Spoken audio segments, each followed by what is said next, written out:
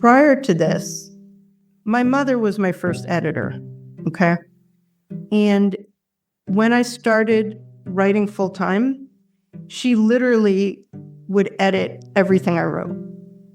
So I knew what my voice was. And by the way, it's pretty close to hers. Not because we worked together, but just, genetics, I guess. Right. So I was familiar with that. I was familiar with her voice because over the years, I've read her other books. Her young adult novels were about young adult characters, but there were older characters in there. Her voice has always stayed the same. So I was very familiar with it. And my goal was to be true to her voice because, again, it was hers. So I really leaned into that. And I want people, unless they know me and they know certain parts that I definitely wrote, which I won't tell you, certain activities or whatever, I don't want them to realize that I wrote it versus my mom. I want it to be seamless. Everybody, welcome back to Living the Next Chapter. I have an amazing author on the podcast. New book coming out. And if you want to join a club, we have a club for you to join, and it's based on the book. And I'm excited to have on the podcast today, Margie's on the show, where we're going to talk about all things about her journey as an author, celebrate the launch of her new book. Excited to have her here. Margie, welcome to Living the Next Chapter. Glad to have you here. Thanks so much for having me, Dave. Excellent. Tell everybody where you are in this great, big, gorgeous world of ours. Well, I have to tell you that I'm in a really beautiful place right now. I'm in Boca Raton, Florida, which is South Florida, in its high 70s today. I don't want anyone to be jealous, but this is our season. In the summer, you'll be glad you don't live here, but right now it's a pretty nice place to be. Nice. Well, as a Canadian, I am very jealous, and that's why a lot of our Canadian people go down there to enjoy your beautiful part of the world. So, yes, excellent. They do. Mm-hmm. Good. Excellent. That's great. Let's start off talking about your journey as an author. It's a great place to begin. How did all this happen for you? Who or what showed up in your life and said, Margie, you need to be an author. You need to write a book? Well, no one did that for a very long time. So for most of my life, definitely before I was 50, I worked in the business world. So I had studied finance in college, and I also have an MBA. So I worked for a couple of big companies. Then I ended up going into business for myself. I started a public relations business, and I did that for about 20 years. And then around age 50, I started this thing called the Margie Project, which sounds very selfish, but I didn't name it that. My friend named it that. Where I was really looking at my life thinking, okay, well, at least half of my life is done now. And I've done what I'm supposed to do. I was married. I had a kid. I saved some money. Now what is Margie supposed to do with her life? So I really had to think about it. I ended up spending my 50th year with different friends and different experiences. And what I learned, in addition to how to ride a motorcycle and how to skydive, was that I was burnt out from my PR business, and I wanted to finally shift into writing, which was what everyone thought I was going to do since I was a kid. I had always written things for the newspaper and poems, and my mom was a writer, but I didn't really want to live the lifestyle she lived, truthfully, and I liked business. So it took me a while to get to that point, but before I became an author, I became a writer. Okay. That's amazing. I like that. It's kind of nice to find the roots of our guests when they come on the show, and what was that spark and what was that thing. Some people say they've been writing since they were children. Some people just picked it up later on in life, and this became their new thing. So it's amazing. And I like that you have this other world that you were a part of before that is inspiration for you as an author in some degree. Yeah. That you can pull into your writing as well. Yes. So it's great. So tell us about the idea about the Cabernet Club, because there's two names, author names on the book, which we're going to get into. Yeah. But the idea for the book like, it's a very unique situation. Mhm. And I'd love for you to kind of unpack that for the audience as they're listening.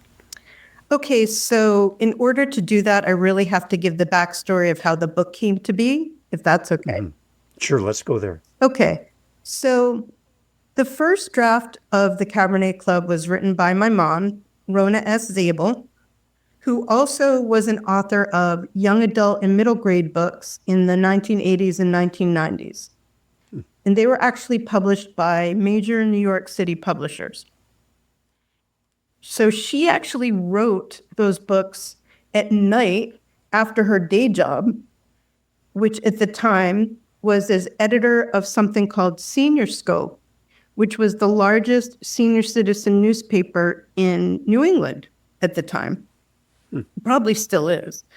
But anyway, so she was very, very busy. That's when I went to college. So I guess she didn't have to worry about me anymore. So she worked during the day and then she wrote at night.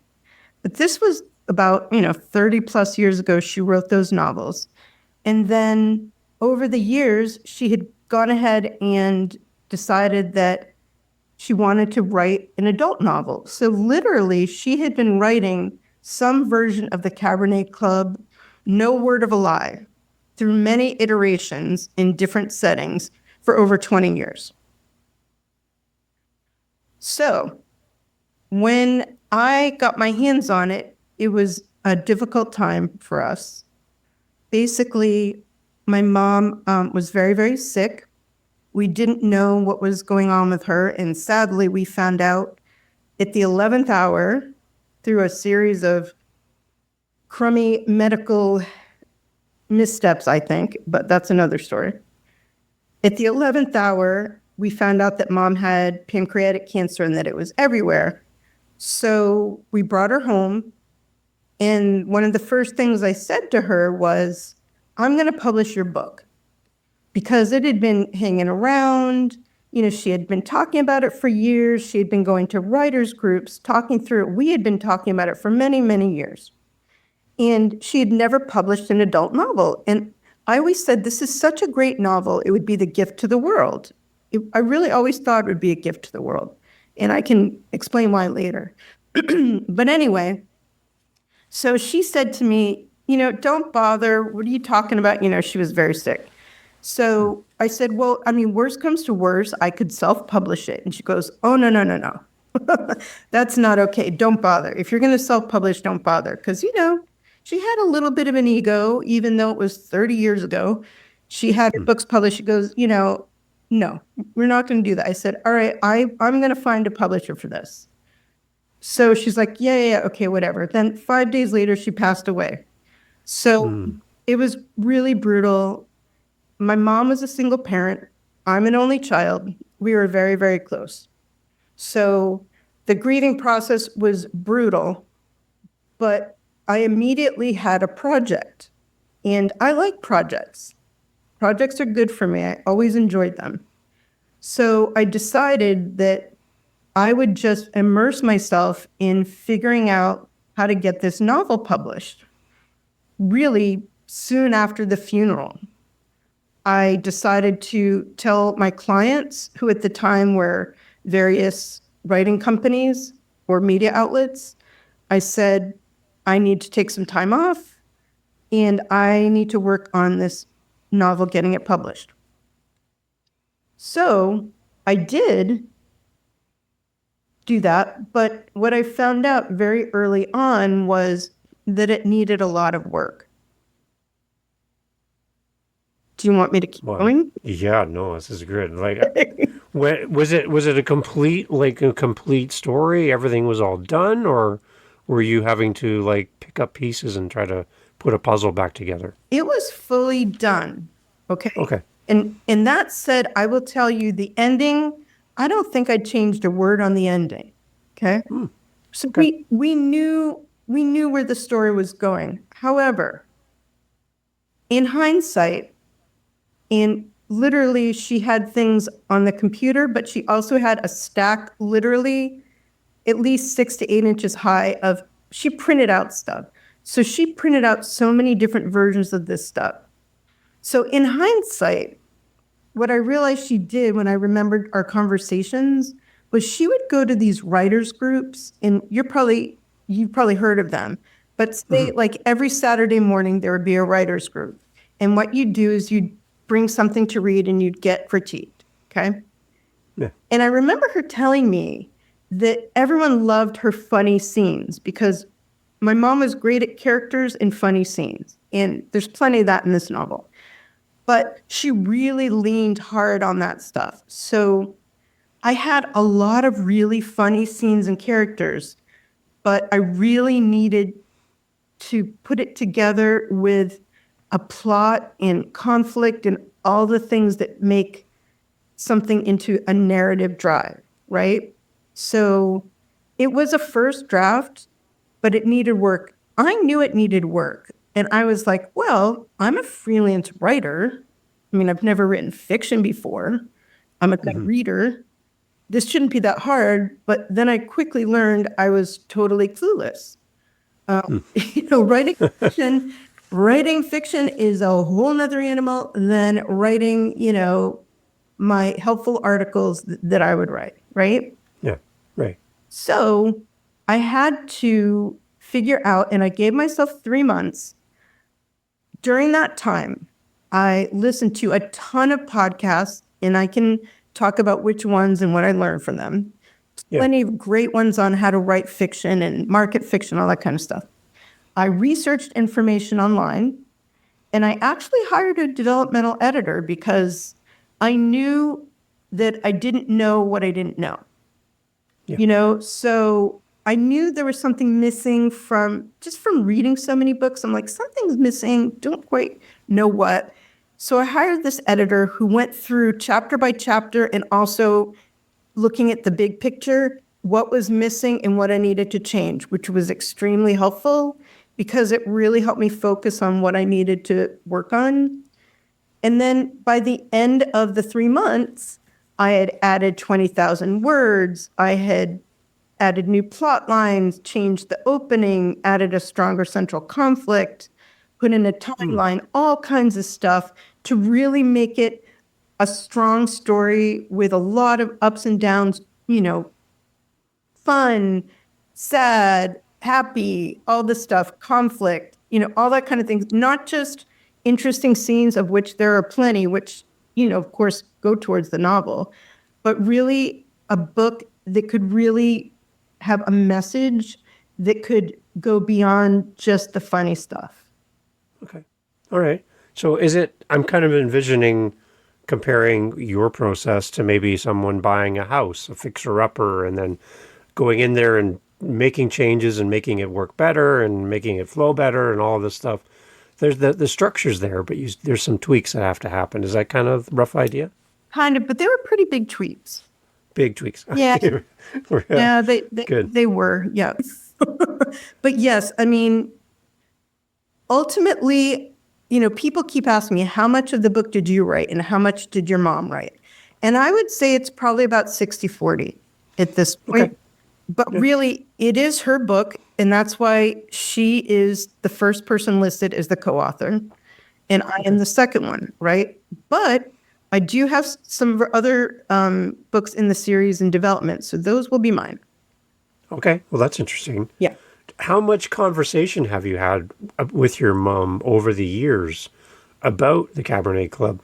Like, what's your earliest recollection of her talking to you about this project? Wow, that's a great question. Can I just tell you, my mom was a writer forever. Yeah. I remember going to writers' groups when I was a kid. I used to get dragged to them. Dragged, kicking and screaming because I wasn't participating, but I was a kid and I had nowhere to go, right? Right, yeah. So I'd be sitting there listening to these writers talking about whatever.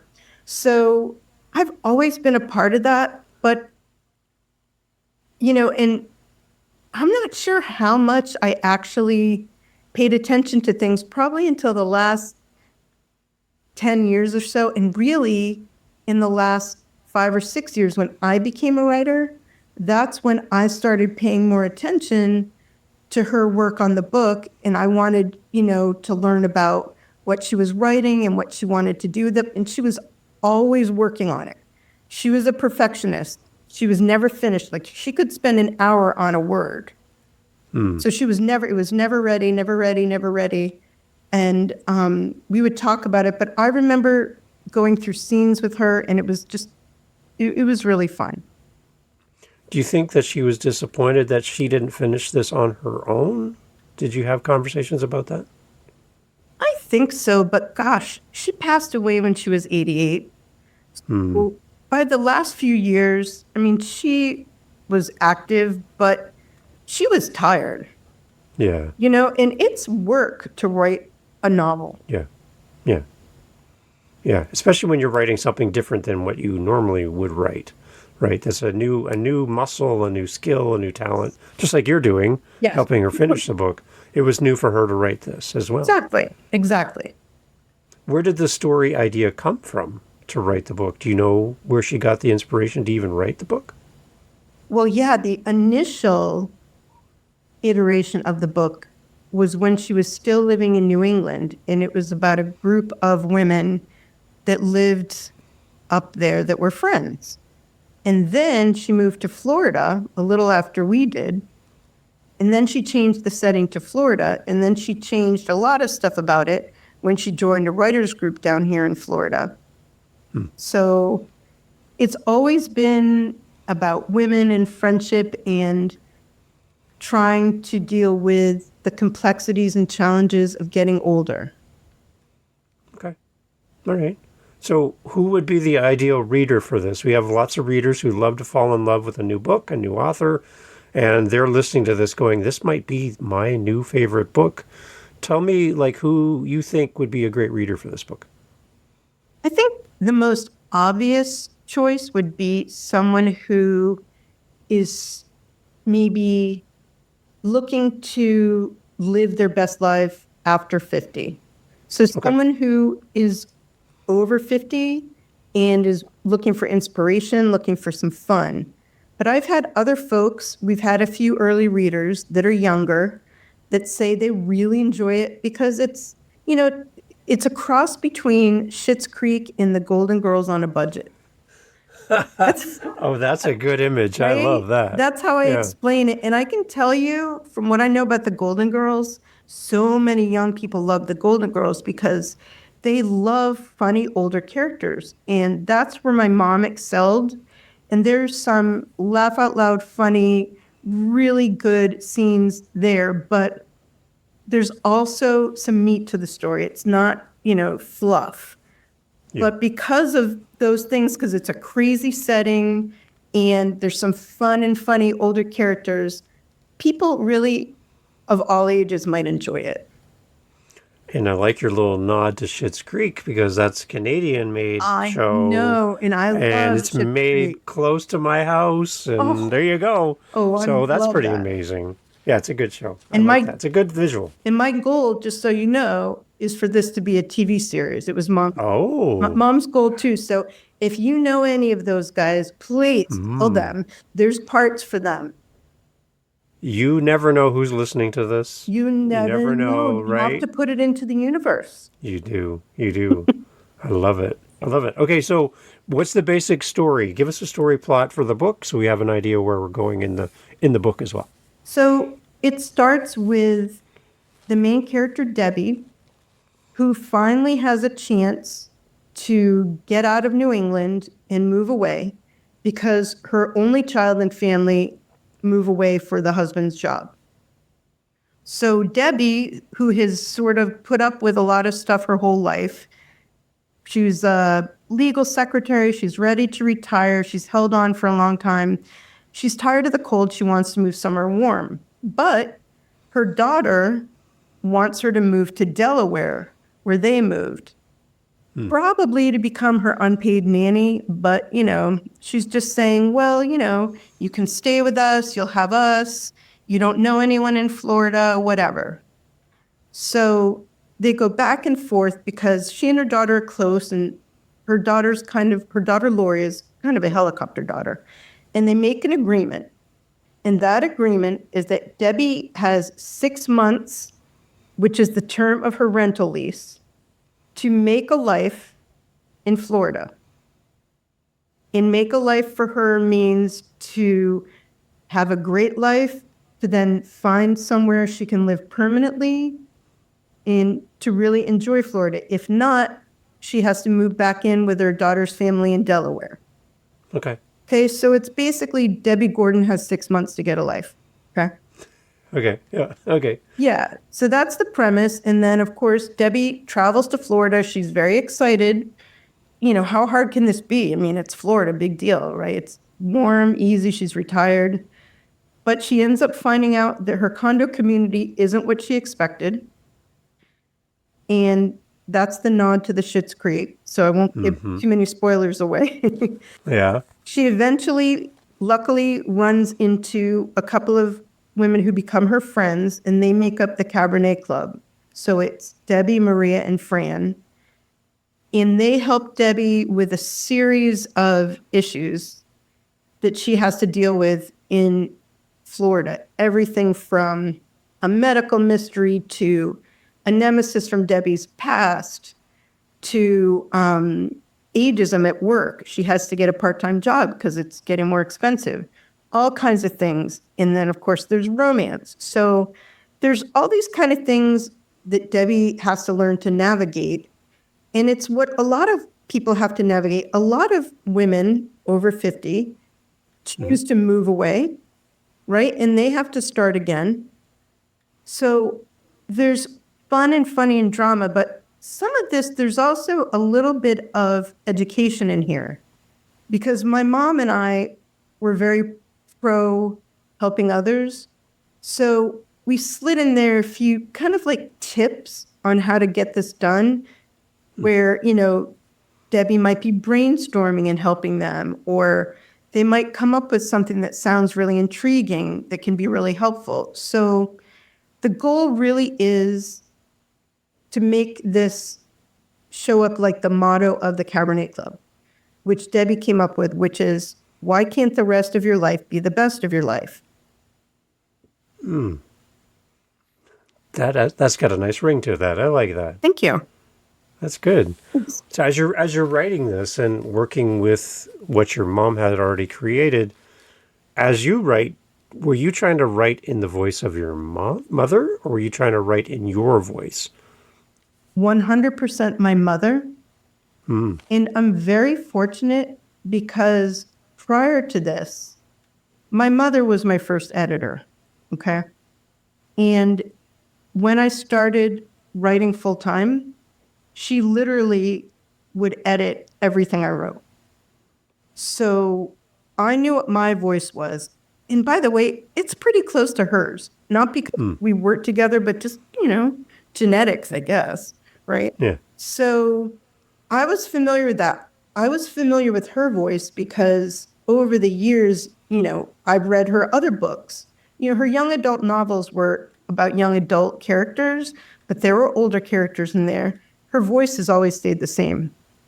So I was very familiar with it. And my goal was to be true to her voice because, again, it was hers. So I really leaned into that. And I want people, unless they know me and they know certain parts that I definitely wrote, which I won't tell you, certain activities or whatever, I don't want them to realize that I wrote it versus my mom. I want it to be seamless. Yeah. How do you think she would feel knowing the book's coming out in the next few days? How excited would she be that it got to the goal and we finished it? I think she would be super excited, and I think she would be even more excited that I did it, because she would always want me to do writing. She would always push me to do different kinds of writing. So the fact that this did that, I think she'd probably be smiling and probably laughing, thinking, aha, I got her to move out of her comfort zone, to really push on this, and maybe this will open up new areas for me. So I think she'd be very pleased. Do you think it's going to open up new areas for you then? Would you agree with her? I do, because I really thought this was a one and done project. But then I really started falling in love with the characters, and I started just throwing some ideas together and thinking, well, what if I did this? What if I did that? And I ended up with a second and a third book outlined. So I think I may be continuing with that. Did your mother have any concept of maybe this being more than a one book release? Did she have a series in mind? She had a second book in mind, which Good. I'm incorporating parts of it in. It's different. But there is a part of it that I will keep in. But yeah, she had wanted to do that too. It's amazing. I love that you're carrying this on for her, finishing something that she was passionate about to start, Right. right, and poured her heart into it, and that you get the chance to pick up and carry this on for her. It's a great story. And I think when we see your book on a website or on a store shelf, we don't really understand that there's two names on here and the story behind it. Right. So I think as a reader, we get more out of this just understanding that. Right. So I'm really glad that you can share that part of this too. That's great. Thank you. What is your hope for the book? As people read it, as people fall in love with it, what is your goal? Like, what do you want people to take out of this book as they finish reading this? Like I said, I think this is a gift to the world. Yeah. My mom's gift to the world. I can tell you that having older protagonists is very unusual in novels, which is pretty silly considering that probably most readers are over 50, at least of novels, I would say, or at least a good chunk of them, especially people in book clubs, that kind of thing. So first of all, finding people that they can relate to that are older is something that's really important. But also, I think that the message I would really hope to get out there is that we can have hope. We can be empowered as we age, even when we're on a budget. And I say that because many books, my mom and I used to talk about this all the time. My mom didn't have a lot of money, and she had to live on a budget. So some of the stuff in this book is pretty close to home. But, you know, it's much easier to live well when you're older if you have a lot of money. And that's what a lot of novels have. They'll have a protagonist with some huge business that's very unlikely, very unrealistic, you know. And a lot of this is very, very realistic, but it shows how you can still have a life. So we wanted to keep it real and show that there's hope no matter what circumstances you're in, whether you have financial or health difficulties or family issues or any other kinds of conflict. Even when you're older and even when you're in a new place, you can still bloom and have the life you want to have. Out of the main characters in the book, is there one that you feel really attracted to or resonates with you personally? That's the person I would like to meet or know. Well, I think you can't help rooting for Debbie, the main character, because she's really in a rough place when she starts, and she really has a long way to go in a short time. So you're really rooting for her. But I think people will relate to the other characters in different ways. And that's interesting that you say that, because I plan on expanding the storylines of the Cabernet Club members, plus another one, an honorary member, in the next book. So I think people get a taste of that, but anyone they relate to, I think, is great.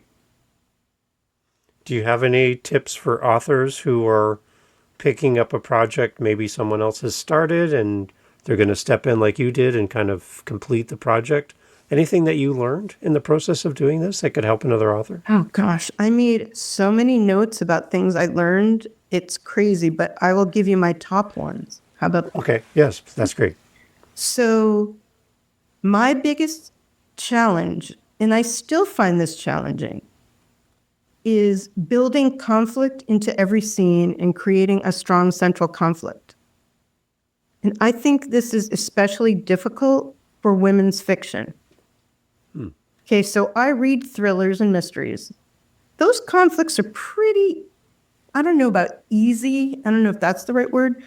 It's much easier to come up with a conflict if there's a murder or if, some terrorist is going to do something, right? I mean, those are pretty obvious external conflicts. But when you have women's fiction, to try and come up with conflicts that actually connect with readers and that are actually strong enough to drive a story is very difficult.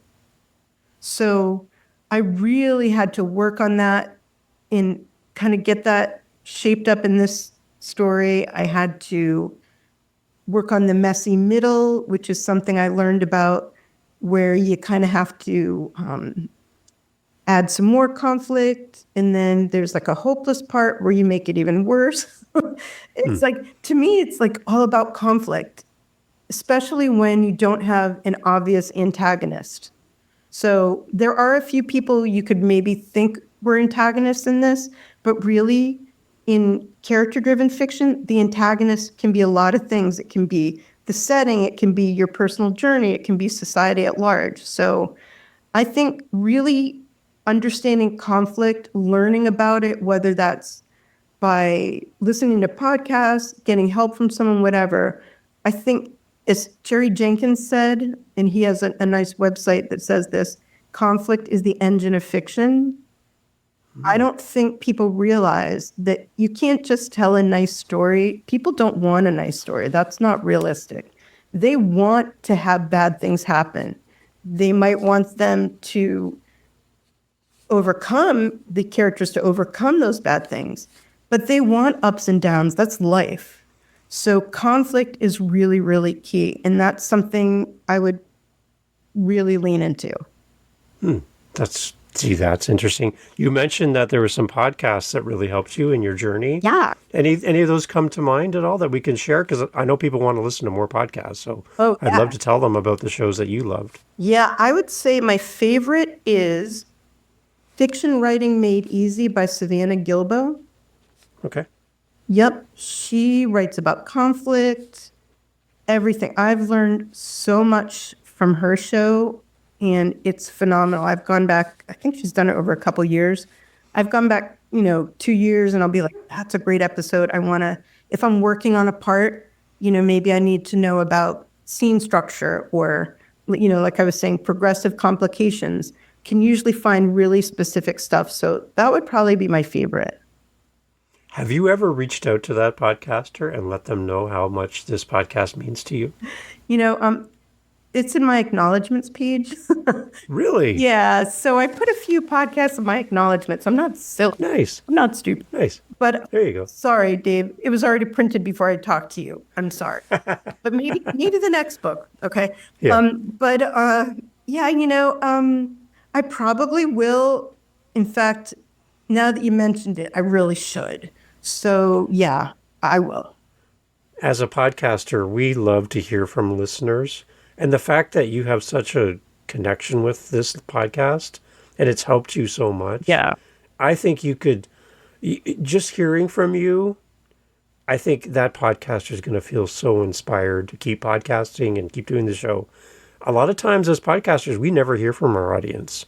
And a lot of listeners just assume that we know that the podcast is meaningful to them, but we don't know. Like, we can see numbers, but we don't know really if anyone's really listening or loving what we're doing. And there's times where podcasters might even toy with the idea of giving up because they never hear from their listeners. So the fact that this podcast means so much to you, I know that they would love to hear your voice and for you to share your thoughts with them. It will mean the world to them to hear that you are successful because of something that they did on their podcast. I think that's a great relationship. And I'm glad you found that as a resource as well in the process of writing. Okay. I'm making a commitment to you right now. You can record it, that I will reach out to Savannah and tell her all about this. All right. And Savannah, if you're listening, thank you for creating a great podcast that helped in this situation to help another author. That's a great moment. I really love that. Thanks. Thank you.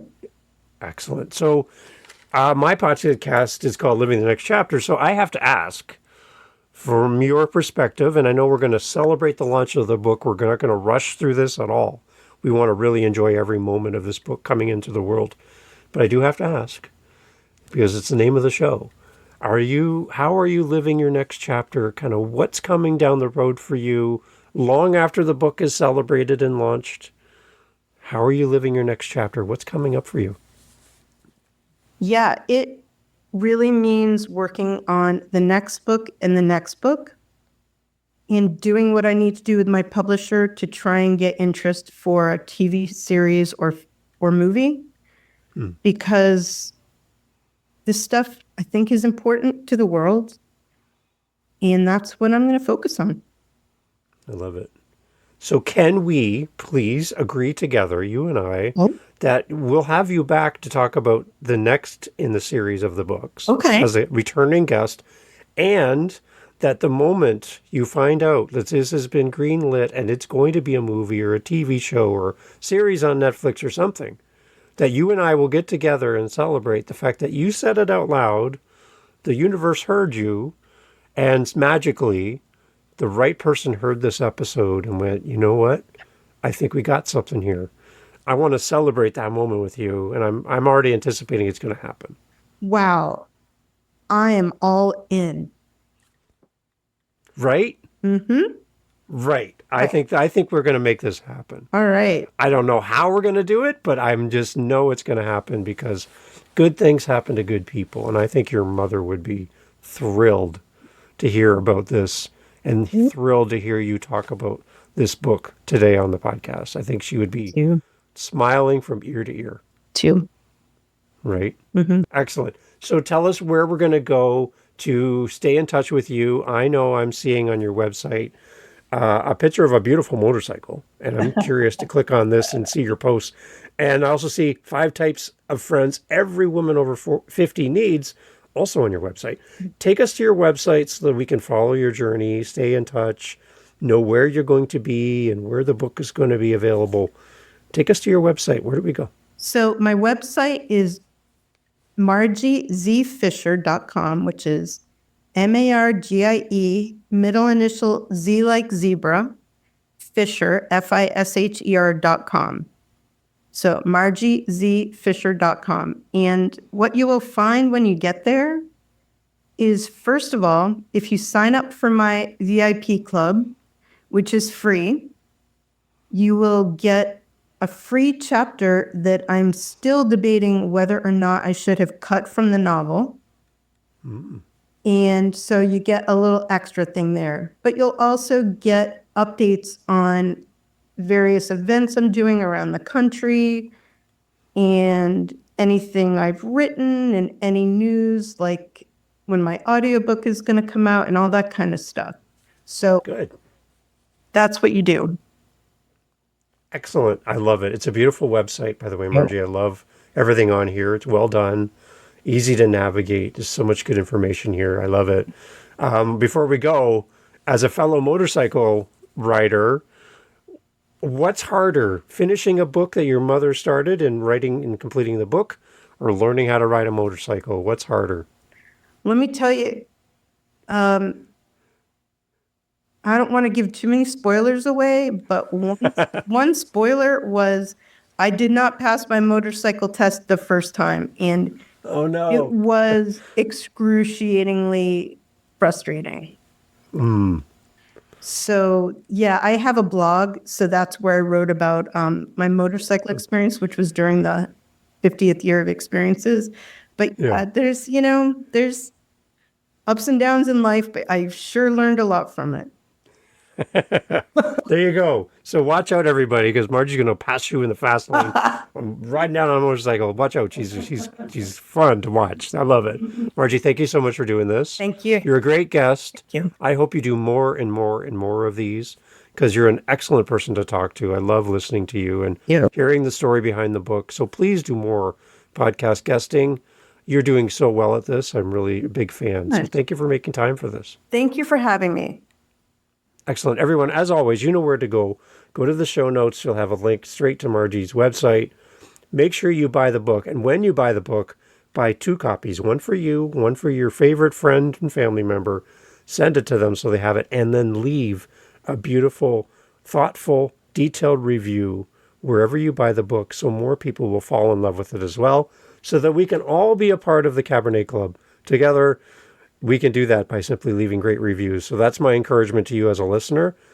That way, I know that Margie would love to hear your thoughts about the book. Yes. And be inspired to continue writing. So Margie, again, thank you so much for doing this. Thanks again. Hey, thanks for being here for the Living the Next Chapter podcast. So glad to have you as part of our family of listeners. There's a seat for you just here on Living the Next Chapter, and I'm so happy that you have listened to all the way to the end. Wow, you are now my new bestie. I want to let you know that I host 7 other podcasts on top of Living the Next Chapter. Yep, 8 total.